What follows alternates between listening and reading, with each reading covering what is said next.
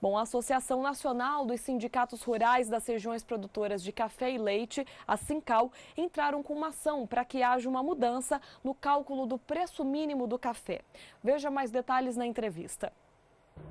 Matiela, obrigado por ter vindo. Obrigado. Vamos lembrar que nós tivemos uma modificação no Estatuto da Sincal. Agora é a Associação Nacional dos Cafeicultores? Associação dos Cafeicultores do Brasil. Associação dos Cafeicultores do Brasil. Exatamente, porque nós temos que colocar tudo dentro da mesma cesta. É o agronegócio café, tanto arábica, tanto quanto robusta. Não podemos ter essa diferenciação, existia uma certa incompatibilidade de sempre o arábica e contra o robusta.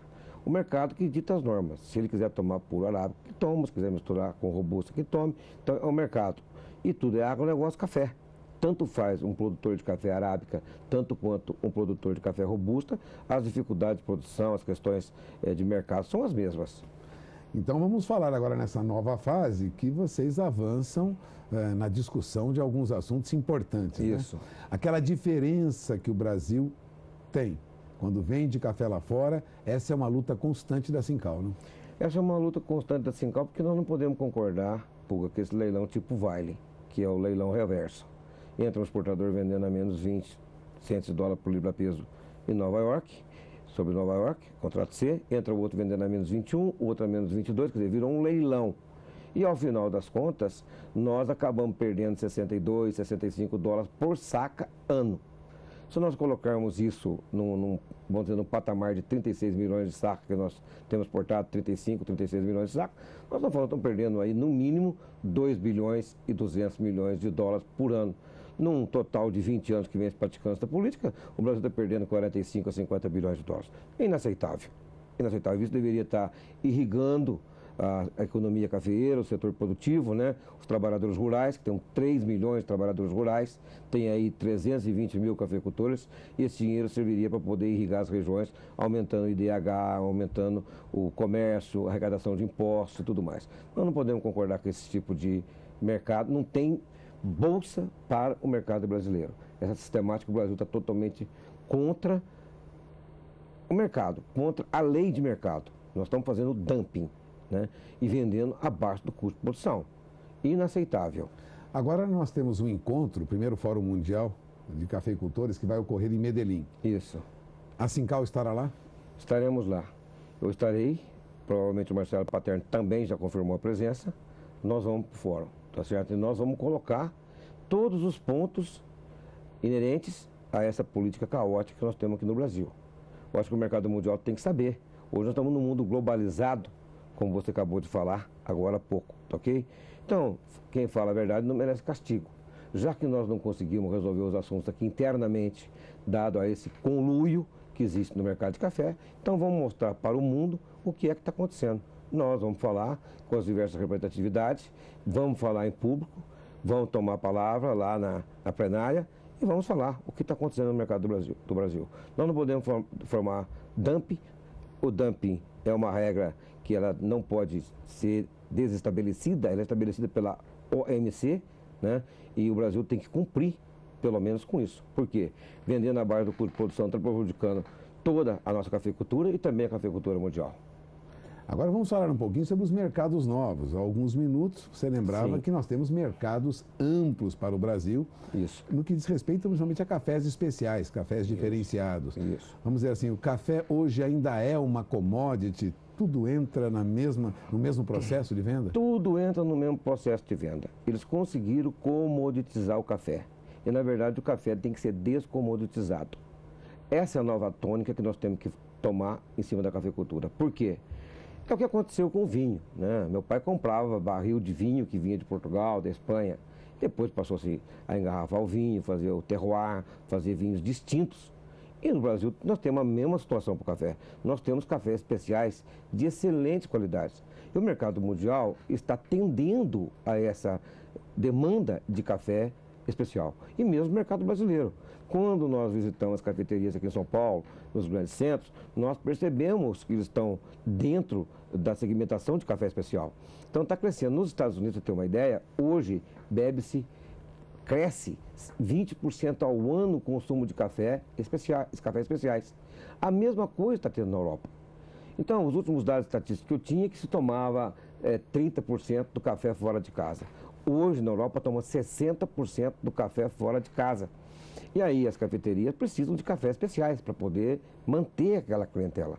Então, esse mercado está mudando e a tendência dos cafés especiais ela é crescente. E existe no Brasil excelentes cafés. Tanto o café pontuado pelo Brasil Special Coffee Association, que é a BSCA, tanto pelo SK, que é Special Coffee Association América, né? Então, nós temos essas duas tabelas de classificação de cafés especiais e esse mercado está crescendo. E os produtores estão começando a se inteirar disso, e eles têm que se inteirar cada vez mais. E penso que uma das maneiras de descomoditizar o café é pontuando esses cafés por qualidade. E não ficar vendendo uma commodity como nós estamos fazendo. Totalmente errado, né? Nós não estamos explorando esse valor agregado no café. O café especial é o segmento que vai crescer muito e nós vamos conseguir descomoditizar o café em cima disso. Bom, a Sincal, agora Associação dos Cafeicultores do Brasil, né? Mudou o nome, tem muita luta pela frente. Agora uma pergunta, o cafeicultor está consciente desse processo? Ele está aderindo ao movimento da Sincal? Porque a união é difícil na cafeicultura, né? Muito. A cafeicultura tem 320 mil cafeicultores, ô Pulga, você sabe disso, né? Eu estava agora há pouco conversando com o resto. Por que não se une? Não se une porque 270 mil cafeicultores, Pulga, são mini pequenos produtores, propriedades familiares. Esses homens não têm acesso às informações. Os outros 50 mil também ficam muito distantes. E o que aconteceu com a cafeicultura, e vem acontecendo já há muito tempo, que sempre foi muito estatizada. Nós temos que desestatizar a cafeicultura. Sempre teve nessas pendengas do governo, né? Como já representou 70%, 80% na pauta de exportação, ele continua mantendo essas características dentro do cenário das decisões do café. Então, nós temos que desestatizar o café, tá ok? Então, os produtores não sabem. Eles, infelizmente, eles são muito bons dentro das porteiras para dentro, nosso cafeicultor está de parabéns. Nós produzimos 9 sacas de café até os anos 90, a média do ano passado fechou em 26,82 sacas por hectare. Nós triplicamos a produção de café, a produtividade de café, né? Então, o nosso cafeicultor ele é muito competente. E nós temos tecnologia high-tech na cultura do café, a melhor do mundo, não tem a menor dúvida, né? Mas da porteira para dentro. Da porteira para dentro, da porteira para fora, o que nós temos de excelência da porteira para dentro, nós temos os pêsames da porteira para fora. É onde o cafeicultor tem dificuldade de entender, porque ele está sempre achando que vai sair uma cartola, um coelho da cartola, que o governo vai fazer alguma coisa, e o governo, muito pelo contrário, só faz um desastre em cima da cafeicultura. Colocou o preço mínimo de R$ 333 para o arábica e R$ 232 para o robusta. Não tem a mínima lógica. Então, se esperar coisas do governo para resolver a situação, nunca. Nós temos que resolver através de uma entidade privada, que é o caso da Sincal, democrática, privada, sem fundos lucrativos. É isso que o cafeicultor tem que entender.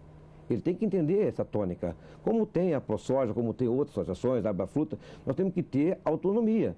E não temos que chegar lá e tirar o chapéu, sair de lá de cabeça baixa, pedindo pelo amor de Deus para o governo. Nós temos que exigir.